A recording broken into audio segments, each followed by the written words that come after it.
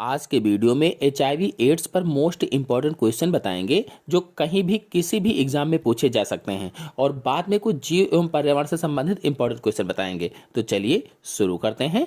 पहला क्वेश्चन है, एड्स का पूरा नाम बताइए।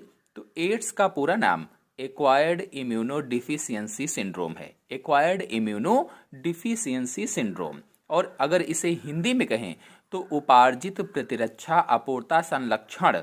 उपार्जित प्रतिरक्षा अपूर्णता संलक्षण होता है। अगला प्रश्न है, एड्स रोग किसके कारण होता है? किसके कारण होगा? तो विषाणु के कारण होता है। एड्स जो होता है विषाणु से होता है या वायरस से होता है। अगला प्रश्न है, एड्स के विषाणु का क्या नाम है? एड्स के विषाणु का नाम बताना है। नहीं, जिस विषाणु से होता है, जिस वायरस से होता है, उस वायरस या विषाणु का नाम HIV। HIV का पूरा नाम human immuno deficiency virus. Human immuno deficiency virus या मानव प्रतिरक्षा अपूर्णता विषाणु कहा जाता है। अगला प्रश्न है, क्या एड्स के विषाणु में DNA उपस्थित होता है? तो DNA है क्या? वास्तव में आनुवांशिक पदार्थ होता है। और जो एड्स होता है इसका विषाणु होता है HIV यानी कि वायरस, और इस वायरस में जो आनुवांशिक पदार्थ होता है वो DNA नहीं पाया जाता है, इसमें RNA पाया जाता है। अगला प्रश्न है, एड्स के विषाणु का जीनोम किस प्रकार का होता है? तो एड्स के विषाणु का जीनोम एक सूत्रीय होता है, और एक सूत्रीय मैंने बताया क्या होता है? RNA होता है, यानी सिंगल स्टैंडर्ड RNA पाया जाता है एड्स के विषाणु में, और इसके दो समान न्यूक्लियोटाइड श्रृंखलाएं सूत्र होते हैं उसी में। एड्स का जो संरचना आपने देखा होगा उसमें होते हैं। अगर आप लोगों ने नहीं देखा है तो मेरे चैनल में वीडियो एड्स पर अपलोडेड है, आप लोग जाकर के देख लीजिए, उसमें मैंने टोटल डिटेल बताया हुआ है। अगला प्रश्न है, HIV विषाणु का सबसे बाहरी खोल किसका बना होता है? जो HIV विषाणु है, जो वायरस है, इसका सबसे बाहरी खोल किसका बना है? तो सबसे बाहरी खोल लाइपोप्रोटीन का बना होता है, यानी बाहरी खोल किसका होगा? लाइपोप्रोटीन का। नेक्स्ट क्वेश्चन है, प्रतिरक्षा तंत्र क्या है? यानी इम्यून सिस्टम किसे कहा जाता है? तो रोगजनक जीवों एवं विष पदार्थों को निष्प्रभावी करने और नष्ट करने के लिए हमारे शरीर में एक प्रभावशाली सुरक्षा तंत्र होता है, डिफेंस सिस्टम होता है, जिसे प्रतिरक्षा तंत्र कहा जाता है। यानी कहने का मतलब यह है कि रोगों से लड़ने की क्षमता को प्रतिरक्षा कहा जाता है, और इस प्रतिरक्षा के लिए पूरा एक तंत्र बना होता है हमारे शरीर में, उसी तंत्र को प्रतिरक्षा तंत्र कहा जाता है या इम्यून सिस्टम कहते हैं।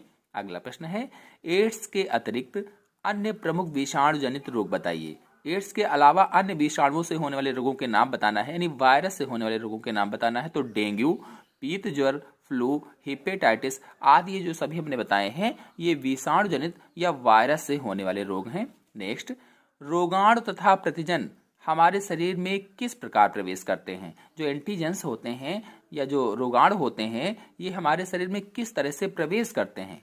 तो कैसे प्रवेश करेंगे? ये वायु, भोजन, जल, घाव आदि के माध्यम से या कीटों आदि के काटने से हमारे शरीर में प्रवेश करते हैं।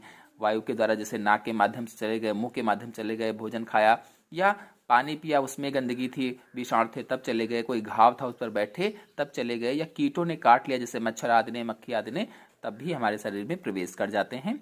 अगला प्रश्न है, एड्स रोग क्या है? तो एड्स से ग्रसित रोगी के शरीर की अन्य रोगों से लड़ने की क्षमता धीरे धीरे समाप्त हो जाती है और रोगी धीरे धीरे कमजोर होता जाता है, अंत में मृत्यु हो जाती है। तो कुल मिलाकर के एड्स रोग पूछा गया क्या है? तो एड्स रोग क्या है? रोगों से लड़ने की क्षमता कम हो जाती है, मेन रोग यही है, यानी रोगों से लड़ने की क्षमता को कम करता है। तो बहुत सारे रोग हमें ग्रसित हो जाते हैं, बहुत सारे रोगों से हम ग्रसित हो जाते हैं और मृत्यु हो जाती है।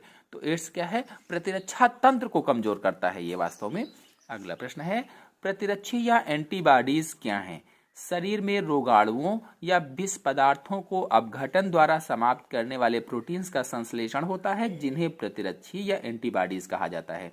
यानी जो रोगाणु आए हैं या विष पदार्थ हैं, उनका अपघटन करके समाप्त करते हैं ये, उन्हें ही एंटीबॉडीज या प्रतिरक्षी कहा जाता है। और ये होते क्या? प्रोटीन का संश्लेषण एक तरीके का होता है, उसी को एंटीबॉडीज या प्रतिरक्षी कहा जाता है। अगला प्रश्न है, प्रतिरक्षी अथवा एंटीबॉडीज प्रोटीन्स के संश्लेषण को प्रेरित करने वाली श्वेत रुधिर कणिकाओं को क्या कहा जाता है? तो श्वेत रुधिर कणिकाएं होती हैं प्रेरक टी कोशिकाएं। यदि आप लोग प्रतिरक्षा तंत्र के बारे में पूरा डिटेल चाहते हैं तो मेरे चैनल में 2 वीडियो अपलोडेड हैं, आप लोग जाकर के देख सकते हैं। अगला प्रश्न है, HIV किस प्रकार का वायरस है?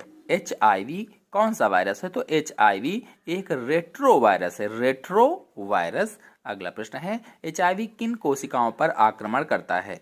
तो HIV केवल उन कोशिकाओं पर आक्रमण करता है जिनकी सतहों पर एक विशेष प्रकार की ग्राही प्रोटीन्स के अणु उभरे रहते हैं, यानी रिसेप्टर जो प्रोटीन्स होती है उसके जो अणु होते हैं वो उभरे रहते हैं, उन पर ही अटैक करता है और इस प्रोटीन को CD4 प्रोटीन नाम दिया गया है। आते हैं अगले प्रश्न पर, संक्रमित रोगी के किस भाग में HIV रहता है?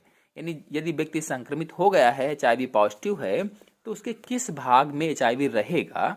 संक्रमित रोगी की लार में, पसीने, आंसू, मूत्र, केंद्रीय तंत्रिका तंत्र के सेरेब्रल स्पाइनल द्रव में, पुरुषों के वीर्य में तथा महिलाओं की योनिस्राव व दुग्ध में उपस्थित रहता है। यानी इन जगहों पर HIV का वायरस रहता है। अगला प्रश्न है, HIV का प्रसारण कैसे होता है, यानी किस तरह से फैलता है? तो HIV का प्रसारण असुरक्षित व अप्राकृतिक यौन संबंधों से फैलता है। संक्रमित व्यक्ति का स्वस्थ व्यक्ति में रुधिर आदान से फैलता है, यानी अगर कोई संक्रमित व्यक्ति है वो स्वस्थ व्यक्ति को ब्लड दे देता है, दान करता है, तो भी उसको होने की संभावनाएं हैं। तथा एक ही साझा इंजेक्शन सुई से संक्रमित व्यक्ति से स्वस्थ व्यक्ति में भी हो जाता है। जैसे एक इंजेक्शन डॉक्टर ने लगाया और उसी इंजेक्शन का प्रयोग दूसरे पर कर दिया, यदि पहले जिसको लगाया था उसको HIV था तो दूसरे को भी हो जाएगा। तो कुल मिलाकर के 3 मुख्य कारण है, अप्राकृतिक यौन संबंध और संक्रमित व्यक्ति का स्वस्थ व्यक्ति से रुधिरदान और संक्रमित सुई के द्वारा। अगला प्रश्न है, विश्व एड्स दिवस कब होता है? यानी वर्ल्ड एड्स डे कब मनाया जाता है? तो विश्व स्वास्थ्य संगठन यानी WHO के द्वारा प्रत्येक वर्ष 1 दिसंबर को विश्व एड्स दिवस मनाया जाता है। विश्व एड्स दिवस कब मनाया जाएगा? इंपॉर्टेंट प्रश्न है। तो 1 दिसंबर को विश्व एड्स दिवस मनाया जाता है। नेक्स्ट है, विश्व एड्स दिवस का उद्देश्य क्या है? इसका क्या एम है? तो विश्व एड्स दिवस का उद्देश्य आम जनता को एड्स के कारण रोकथाम तथा रोग रोधन के प्रति जागरूक करना है, यानी एड्स के प्रति जागरूक करना है ताकि सभी लोग एड्स के बारे में जान सकें। यही इसका मुख्य रूप से उद्देश्य है। जानेंगे तभी बच पाएंगे। अगला प्रश्न है, क्या आलिंगन, हाथ मिलाने, खांसी, छींक, साथ साथ सोने, कीटों द्वारा काटे जाने पर भी एड्स का संक्रमण होता है? तो इस तरह से एड्स का संक्रमण नहीं होता है, तो बताएंगे जी नहीं। अगला प्रश्न है, एड्स रोग के प्रमुख लक्षण क्या हैं? प्रमुख लक्षण बताना है, सिम्टम्स बताना है। तो एड्स के प्रमुख लक्षणों में निमोनिया, सतत ज्वर, त्वचा कैंसर, अतिसार, सूखी खांसी, मुख व आंतों में घाव, भूख में कमी, कमजोरी, थकावट, जननांगों पर मस्से आदि हैं। यानी ये प्रमुख लक्षण होते हैं। निमोनिया हो जाएगी, लगातार बुखार बना रहेगा, सतत ज्वर यानी लगातार बुखार, त्वचा का कैंसर हो सकता है, अतिसार हो सकता है, सूखी खांसी है, मुख एवं आंतों में घाव है, भूख में कमी, कमजोरी, थकावट, जननांगों पर मस्से हो सकते हैं। तो ये सभी एड्स के लक्षण होते हैं। रोग के बढ़ने पर मलेरिया व TB रोगों का भी संक्रमण हो सकता है, और अगर अधिक रोग बढ़ रहा है तो मलेरिया रोग हो सकता है, TB हो सकती है, ट्यूबरकुलोसिस हो सकती है, और अंत में व्यक्ति की मृत्यु भी हो जाती है। तो कुछ प्रमुख लक्षण मैंने आपको बताए हैं। अगला प्रश्न है, क्या एड्स छूत का रोग है? छूत का रोग है कि नहीं है? तो ये छूत का रोग नहीं है, वरन एक संक्रामक रोग है, इन्फेक्शियस रोग है जो एक व्यक्ति से दूसरे व्यक्ति में फैलता है। और कैसे फैलता है तो मैंने अभी आप लोगों को बताया था, असुरक्षित यौन संबंध से, संक्रमित व्यक्ति के रुधिर आदान से और इन्फेक्टेड सुई से। तो इस तरह से फैलता है, इस तरीके का संक्रामक रोग है। अगला प्रश्न है, विषाणु क्या है? तो विषाणु न्यूक्लियोप्रोटीन के कण होते हैं जिनमें जीवित कोशिकाओं के अंदर जनन की क्षमता होती है और इनकी संख्या में वृद्धि भी होती रहती है। यदि आप लोग विषाणु के बारे में और डिटेल से जानना चाहते हैं तो मेरे चैनल में 2 वीडियो अपलोडेड हैं, आप लोग जाकर के फुल जानकारी प्राप्त कर सकते हैं कि विषाणु या वायरस क्या है, उनकी संरचना क्या है, कौन कौन से होते हैं, कैसे होते हैं, सारी जानकारी मैंने इसमें दी गई है। अगला प्रश्न है, विषाणु जीवित है या निर्जीव? तो विषाणुओं में कुछ लक्षण जीवितों के तथा कुछ लक्षण निर्जीवों के होते हैं, अर्थात ये जीवित भी माने गए हैं और निर्जीव भी माने गए हैं। अतः इन्हें जीवित और अजीवित के बीच की कड़ी कहा जाता है। यदि आप लोग जीवित और निर्जीव के बीच की कड़ी के बारे में पूरी जानकारी चाहते हैं तो इसका भी वीडियो अलग मेरे चैनल में अपलोडेड है, आप लोग जाकर के देख सकते हैं। अगला प्रश्न है, क्या एड्स का टीका उपलब्ध है, यानी एड्स की वैक्सीन है कि नहीं है। तो अभी तक एड्स का टीका उपलब्ध नहीं हो पाया है, या कह लीजिए तैयार नहीं हो पाया है, तो इसमें कहेंगे जी नहीं। अगला प्रश्न है, शरीर का प्रतिरक्षण कितने प्रकार का होता है। तो शरीर का प्रतिरक्षण कुल मिलाकर के 2 प्रकार का होता है, एक तो नेचुरल, एक एक्वायर्ड, यानी एक स्वाभाविक और दूसरा उपार्जित। चलिए अब जीव एवं पर्यावरण से संबंधित कुछ इंपॉर्टेंट क्वेश्चन को देख लेते हैं। नागफनी किस प्रकार का पौधा है। तो इसका उत्तर होगा नागफनी मरुस्थलीय पौधा है। नेक्स्ट, 2 मरुस्थलीय पौधों के नाम बताइए। तो एक तो अभी मैंने नागफनी आपको बताया है, नागफनी हो जाएगा। दूसरा घीक्वार या एलोवेरा जिसे कहा जाता है। तो 2 पौधे मरुस्थलीय हो जाएंगे।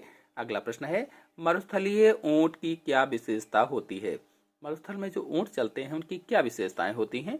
तो ऊंट अपने शरीर में काफी मात्रा में जल संग्रह करता है, जिससे वो कई दिनों तक बिना पानी पिए ही रह सकता है। अगला प्रश्न है, ऊंट के आमाशय में कितने कक्ष होते हैं। ऊंट का जो आमाशय होता है, स्टमक होता है, उसमें कितने कक्ष होते हैं। तो इसका आंसर होगा 4 कोष्ठ या 4 कक्ष होते हैं। अगला प्रश्न है, मरुस्थल में चलने वाले ऊंट के पैरों में क्या विशेषता होती है। तो मरुस्थल में चलने वाले ऊंट के पैर लंबे तथा गद्दीदार होते हैं, यानी पैरों में मोटी मोटी सी गद्दियां होती हैं। अगला प्रश्न है, जलीय पौधों में जल में तैरने के लिए क्या प्रमुख अनुकूलन होते हैं। जो जल में पाए जाने वाले पौधे होते हैं उनमें क्या अनुकूलन होते हैं बताना है।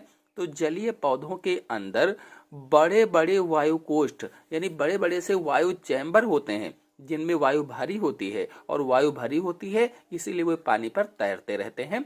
अगला प्रश्न है, समुद्र शोंक व हाइड्रला किस प्रकार के पौधे हैं। तो समुद्र शोंक और हाइड्रला दोनों ही जलीय पौधे हैं। हम लोग हाइड्रा का प्रैक्टिकल बहुत पहले से करते आए हैं, ऑक्सीजन वाला। तो हम लोग जानते हैं कि समुद्र शोंक और हाइड्रला दोनों ही जलीय पौधे हैं। अगला प्रश्न है, जलीय जंतुओं में आंखों पर उपस्थित निमेशक पटल का क्या कार्य है। जो जल में जंतु पाए जाते हैं उनकी आंखों पर निमेशक पटल पाया जाता है। तो उस निमेशक पटल का क्या कार्य होता है। तो निमेशक पटल का कार्य आंखों की पानी से सुरक्षा करना है। जो निमेशक पटल होता है, ऊपर आंखों की झिल्ली होती है, वो पानी से सुरक्षा करती है आंखों की। अगला प्रश्न है, अनुकूलन से आप क्या समझते हैं, या अनुकूलन से क्या अभिप्राय है। तो अनुकूलन वह विशेष लक्षण हैं जिनके कारण जीव किसी स्थान विशेष की परिस्थितियों को सहन करने तथा इसी में वृद्धि व जनन करने में सक्षम होते हैं। यानी किसी वातावरण के प्रति अपने आप को ढाल लेना ही अनुकूलन कहलाता है, या एडॉप्टेशन कहलाता है। या आप लोग एडॉप्टेशन पर वीडियो देखना चाहते हैं तो मेरे चैनल में सभी एडॉप्टेशन पर वीडियो अपलोडेड हैं, आप लोग जाकर के देख सकते हैं। अगला प्रश्न है, किसी सर्वाहारी जलीय जंतु का नाम बताइए। ऐसे जलीय जंतु का नाम बताना है जो सब कुछ खा लेता है, सर्वाहारी है। तो आंसर होगा कछुआ। अगला प्रश्न है, पोषण की दृष्टि से मेढक किस प्रकार का जंतु है। तो पोषण की दृष्टि से मेढक मांसाहारी जंतु होता है।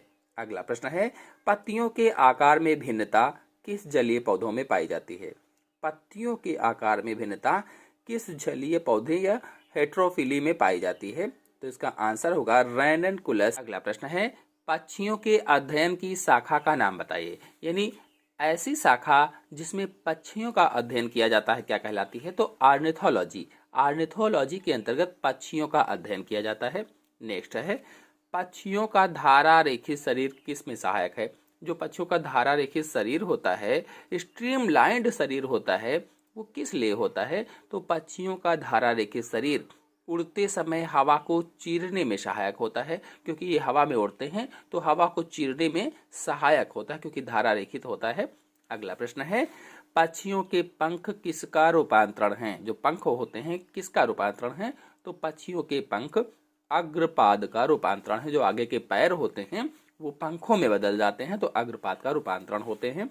अगला प्रश्न है, पक्षियों के शरीर पर किसका आवरण होता है। जो पक्षी होते हैं इनके शरीर पर पंखों का यानी पिच्छों का आवरण होता है। केवल चोंच व पांवों की त्वचा परहीन होती है, बाकी पूरे शरीर पर पंख ही पंख होते हैं, फेदर्स ही होते हैं। अगला प्रश्न है, पक्षियों की हड्डियों की विशेषता बताइए। जो पक्षी होते हैं जो कि हवा में उड़ लेते हैं तो इनकी हड्डियों की क्या विशेषताएं होती हैं। तो पक्षियों की हड्डियों में वायु से भरे छोटे छोटे कोटर होते हैं, कैविटीज होते हैं, कोष्ठक होते हैं, जिनसे हड्डियां हल्की हो जाती हैं तथा उड़ने में सहायता मिलती है और इन्हें वातिल हड्डियां कहा जाता है। तो कुल मिलाकर के पक्षियों की हड्डियां कह लीजिए खोखली होती हैं और खोखली होने के कारण ही उनमें एयर भर जाती है, हवा भर जाती है, जिससे वे उड़ने में सहायता करती हैं। अगला प्रश्न है, पक्षियों की चोंच किसका रूपांतरण है? तो पक्षियों की चोंच ऊपरी तथा निचले जबड़े के रूपांतरण से बनती है। ऊपरी और निचला जबड़ा जो होता है, इसके रूपांतरण से इनकी चोंच बन जाती है। अगला प्रश्न है, पक्षियों की चोंच दंत युक्त होती है अथवा दंत विहीन? इनकी जो चोंच होती है उसमें दांत होते हैं कि नहीं? तो पक्षियों की चोंच दंत विहीन होती है, मतलब पक्षियों की चोंच में दांत नहीं होते हैं। अगला प्रश्न है, प्रकृति के संतुलन में पक्षियों की क्या भूमिका है? तो पक्षी हानिकारक कीट पतंगों को खाते हैं तथा फलों व बीजों का दूर दूर तक प्रकीर्णन करते हैं। जो हानिकारक कीट पतंगे होते हैं उनको खा लेते हैं और फलों या बीजों का स्कैटरिंग भी करते हैं, प्रकीर्णन भी करते हैं। अगला प्रश्न है, हमारा राष्ट्रीय पक्षी कौन है? तो मोर राष्ट्रीय पक्षी है, सभी लोग छोटी कक्षाओं से जानते हैं। पीकॉक जो होता है वो राष्ट्रीय पक्षी होता है। अगला प्रश्न है, कौन सा पक्षी अपने अंडे दूसरे पक्षी के घोंसलों में देता है? ऐसा कौन सा पक्षी है जो अपने अंडे दूसरे के घोंसलों में देता है? तो मादा कोयल अपने अंडे दूसरे कौवों के घोंसलों में देते हैं। दूसरे के घोंसले तो कौवों का जो घोंसला होता है उसमें अंडे देते हैं। अगला प्रश्न है, गौरैया तथा कबूतर का जंतु वैज्ञानिक नाम बताइए। गौरैया और कबूतर का जंतु वैज्ञानिक नाम, तो गौरैया का जंतु वैज्ञानिक नाम पैसा डोमेस्टिकस तथा कबूतर का कोलंबा लीबिया है। यानी गौरैया पैसा डोमेस्टिकस तथा कबूतर कोलंबिया लीबिया, ये जंतु वैज्ञानिक नाम है दोनों के। अगला प्रश्न है, क्या पक्षियों में शिशुओं की जनकीय देखभाल होती है?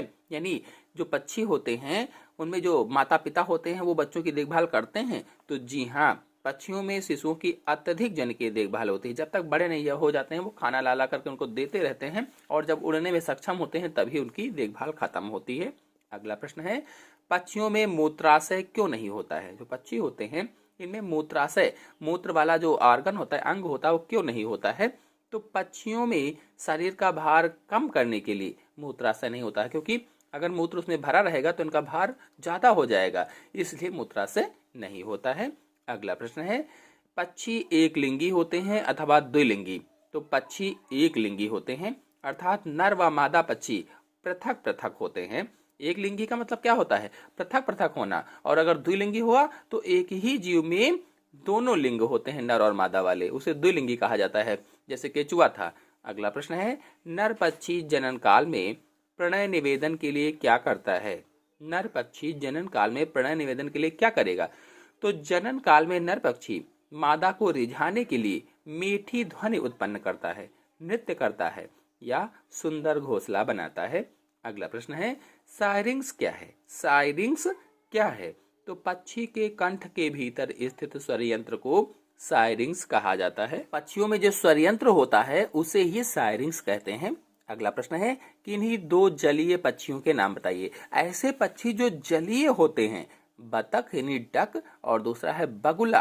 तो दो पक्षी होते हैं लेकिन जलीय होते हैं। आशा है आप सभी लोगों को एड्स और जीव तथा पर्यावरण से संबंधित सभी क्वेश्चन अच्छे से समझ में आए होंगे। समझ में आए हों तो वीडियो को लाइक और शेयर कीजिए। चैनल पर नए हैं तो चैनल को सब्सक्राइब कर लीजिए।